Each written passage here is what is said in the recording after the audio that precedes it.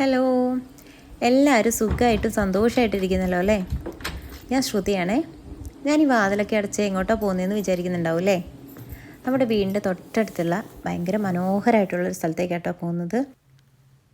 നമ്മൾ അവധിയുള്ള ദിവസങ്ങളിൽ വെറുതെ ഇരിക്കുമ്പം ഒന്നും ചെയ്യാനില്ലാതാവുമ്പോൾ പെട്ടെന്ന് എവിടേക്കെങ്കിലും പോകണമെന്ന് തോന്നിയാൽ ഒന്നും ആലോചിക്കാതെ പോകുന്നൊരു സ്ഥലമാണ് കേട്ടോ അത്. ഭയങ്കര ഭംഗിയാണ് ഈ സ്ഥലത്തിന്. ഇതാണ് കേട്ടോ അയനിക്കാട്ടിലേക്കുള്ള വഴി.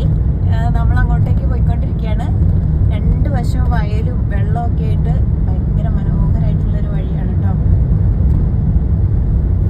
ഏകദേശം 10-35ഓളം കുടുംബങ്ങൾ താമസിക്കുന്ന ഒരു ചെറിയ ദ്വീപാണ് കേട്ടോ ഇത്.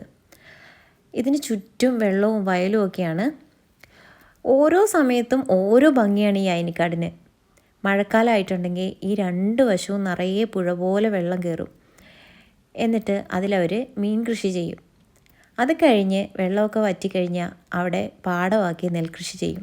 ഈ കാണുന്നതാണ് കേട്ടോ അയനിക്കാട്ടിലെ ദുർഗാദേവി ക്ഷേത്രം. ഈ വലിയ ആൽമരം ആ ക്ഷേത്രത്തിന് തണലായും താങ്ങായും ഒക്കെ നിൽക്കുന്നുണ്ട്. അവിടെ ചെന്ന് കുറച്ച് നേരം നിന്ന് കഴിഞ്ഞിട്ടുണ്ടെങ്കിൽ എന്താണെന്നറിയില്ല, ഭയങ്കര സമാധാനമാണ് കേട്ടോ.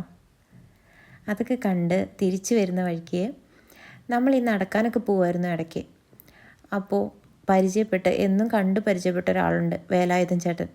ആ ചേട്ടനെ വഴി വെച്ച് കണ്ടു. പിന്നെ കുറച്ച് കുശലം പറച്ചിലായി, കഥ പറച്ചിലായി.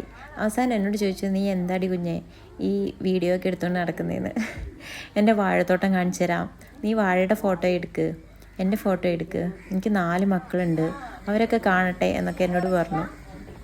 ഭയങ്കര രസമായിരുന്നു കേട്ടോ. കുറച്ച് നേരം ചേട്ടനോട് സംസാരിച്ച് കാര്യങ്ങളൊക്കെ ചോദിച്ച് ഇങ്ങനെ നിന്നു.